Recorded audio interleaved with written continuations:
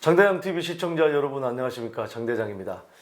자, 서민 아파트가 많이 올랐다. 네, 어느 정도 올랐는지 한번 보겠고요. 또 과연 서민 아파트? 서민 아파트가 뭐지? 어느 정도 수준을 서민 아파트라 그러지? 뭐 지역에 따라 편차는 있겠습니다만 그 부분에 대해서도 한번 보겠고요. 자, 그렇다고 한다면 왜 올랐는지, 그러면 앞으로는 너무 많이 올랐기 때문에 떨어질 건지 아니면 더 오를 건지, 거기에 대해서 한번 분석해 보도록 하겠습니다. 자, 4년새 4억 공충, 서울 서민 아파트도 8억. 그러니까 4년 동안에 4억 정도 하던 게 8억까지 올랐다. 서울 서민 아파트. 자, 이 서민 아파트가 과연 어느 정도 수준을 서민 아파트라고 하는지 한번 보겠습니다.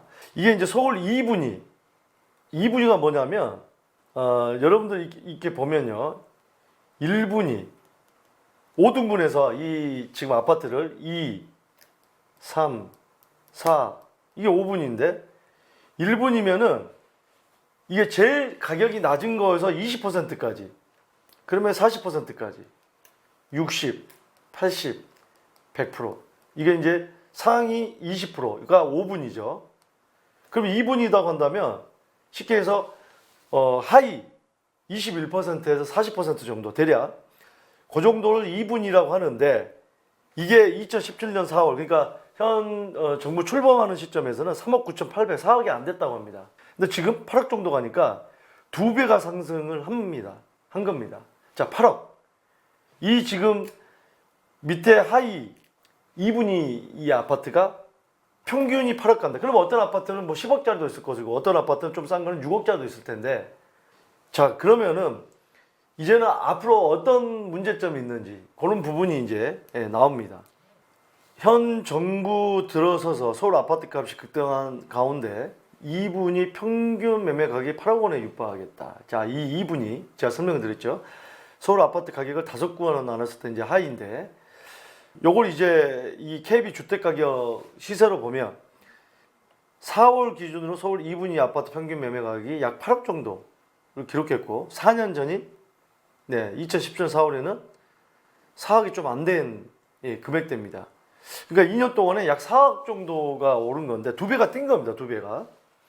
이게 1년에 이제 1억씩 오른 셈이 된 겁니다.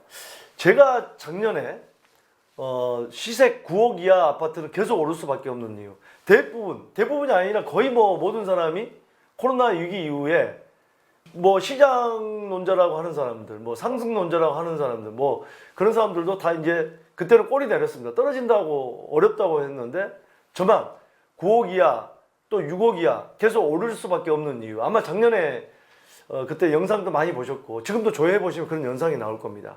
제 얘기가 다 맞아떨어졌죠. 그 이유들에 대해서 얘기를 했는데, 그런 이유 좀, 이 결론이 결국에는 제 얘기가 맞았다는 게 나오는 거죠.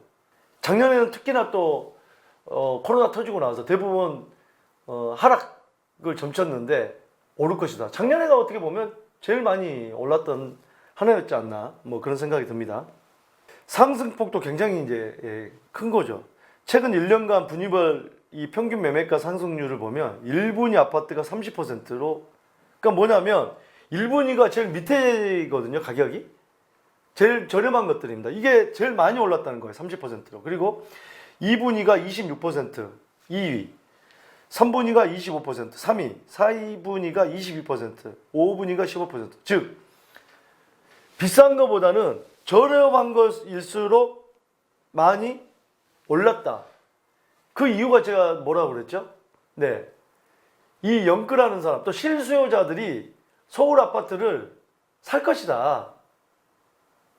왜냐하면 보통 이제 우리가 많이 오르면 야, 이거는 좀 기다렸다, 이제 떨어지면 사야지, 그랬던 분들이 오히려 더 올라간 가격에 더 샀다. 무슨 얘기냐면 많은 분들이 심리가 계속 앞으로 더 오를 것 같던 심리가 강했다는 거죠. 제가 방송에서 말씀을 드렸죠. 예, 그랬기 때문에 실수요자들이 많이 샀기 때문에 서울 아파트는 특히나 이 중저가 아파트는 그랬기 때문에 고가 아파트보다 저렴할수록 더 많이 올라갔다. 아마 뭐 이 아파트가 이제 이런 문제가 나옵니다. 자, 6억 이하, 5억 이하 아파트 지금 여기 나옵니다. 디딤돌 이 보금자리론 정책 대출 상품이 보금자리론 시세 6억 이하. 또 2분위 아파트는 해당되지 않는다. 시세 6억 이하. 2분위 아파트는 해당이 안 되는 겁니다. 평균이 8억인데요. 그러면은 제일 밑에에서 거의 두 번째인 아파트들도 정부가 이 서민 아파트라고 해서 이 여러 가지 금리 우대를 해주고 또 대출을 많이 해주는 이런 상품이 해당 사항이 안 되는 거예요. 또 디딤돌 대출 시세 5억 이하 이런 상품들이 이 지금 2분위가 해당이 안 된다는 겁니다. 그렇기 때문에 지금 계속해서 재산세 6억 이하 감면되는 거 9억까지 올리자, 종부세 9억까지 공제되는 거 12억 올리자 뭐 이제 얘기가 나옵니다만 이 대출 받는 문제도 빨리 이거는 완화를 시켜줘야 됩니다. 서울에서요 5억짜리 6억짜리 아파트 찾기가 이게 쉽습니까?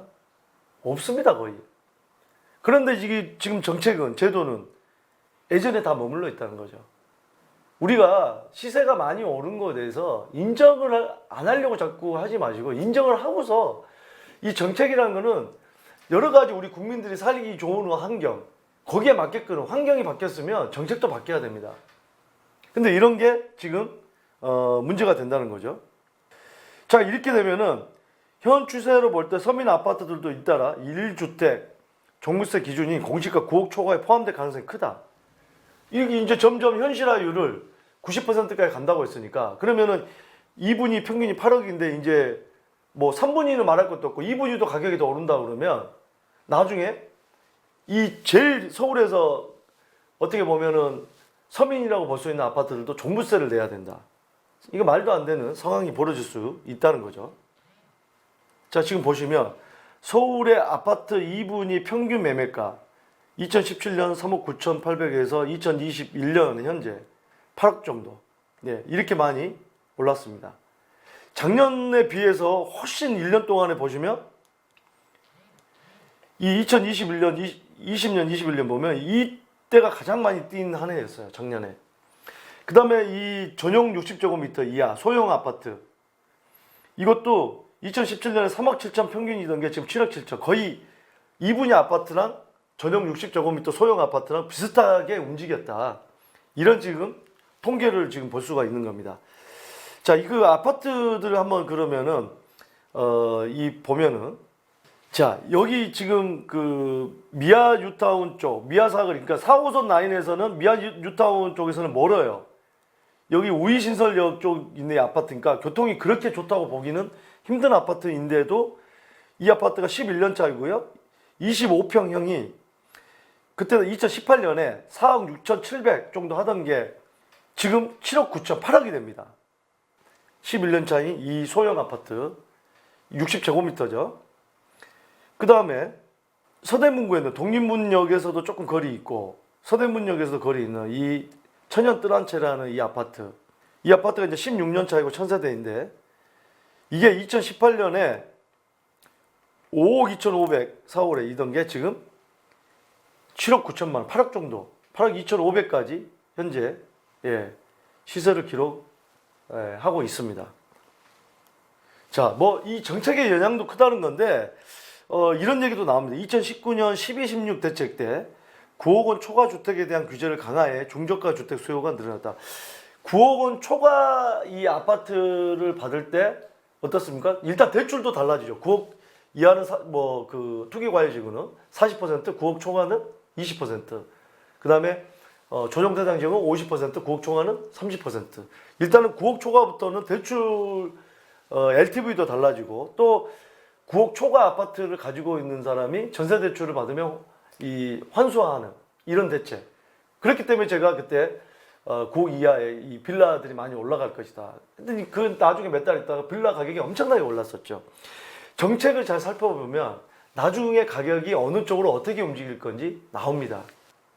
자, 그래서 어찌됐든 이런 정책도 한 몫을 했다라는 얘기들이 나오는 거고 중요한 것은 이제 현실화율, 공시가격 현실화율을 2030년까지 90%까지 끌어올릴 계획이라고 한다면 상당 부분 이 서민 아파트들도 종부세를 내야 되는 거고 또 생애 최초 이 주택을 구입하는 이런 분들도 뭐 6억 이하, 5억 이하 이런 것만 혜택을 금리 인하에 대한 어떤 혜택을 받는 저렴한 금리로 대출을 받을 수 있는 혜택을 받을 수 있는 이 어떤 구간을 좀 늘려야 된다. 이런 얘기입니다. 자, 어찌됐든 자 그렇게 된다고 한다면 이 서울의 이 중저가 아파트는요 상당 부분 지금 이제 외곽 쪽에 경기도권이나 또 지방들이 많이 올랐기 때문에 한동안 이 서울의 중저가 아파트들은 계속 실수요자들한테 인기가 있을 것입니다. 어디를 봐도 이 서울의 안에서 아직도 10억 이하의 아파트들이 있다는 것은 어떻게 보면은 지금도 기회일 수 있다 라는 말씀을 드리겠습니다. 자, 매주 화요일 저녁 6시 여러분들 고민상담 해결해 드리고 있습니다. 여러분들 직접 많은 참여를 해서 또 매주 이전에 이벤트로요 비교 대상 자, 뭐 경기도의 아파트, 예를 들면 서울의 똑같은 금액의 아파트 또는 뭐 빌라, 경기도의 아파트와 서울 빌라, 뭐 똑같은 금액대, 뭐 이런 식으로 계속 비교를 해서 정확한 미래를 예측하는데 정확하게 뭐 예측이 맞을 수는 없겠지만 왜냐하면 중간에 또 정책이 바뀔 수도 있고 여러 가지 경제, 대외, 뭐 환경 많은 부분이 바뀔 수 있기 때문에 100% 예측을 할 수는 없겠지만 여러분들도 자꾸 이런 어떤 이걸 뭐라 그러죠? 이미지 트레이닝이라고 그럴까요? 여러분들 자꾸 이렇게 훈련을 하다 보면 이 부동산에 대한 감각이 굉장히 좋아집니다. 그 미래를 예측할 수 있는 그런 어떤 능력들이 많이 늘어나기 때문에 직접적으로 여러분들이 꼭 내가 그 상황이 돼서 돈이 마련이 돼서 뭘 해야 되겠다고 해서 그때 가서 여러 가지로 또 고민하는 것보다 늘 이렇게 실생활에서 트레이닝을 해가지고 단단한 마인드도 그렇고 또 뭔가 좋은 기회 왔을 때 바로 결정 내릴 수 있는 그런 부분을 계속해서 매일 트레이닝을 해야 된다. 그러기 위해서는 우리 장대장 TV가 라이브 방송이 여러분들한테 많은 도움이 될 것으로 보입니다. 여러분들의 많은 관심 부탁드리겠습니다. 감사합니다.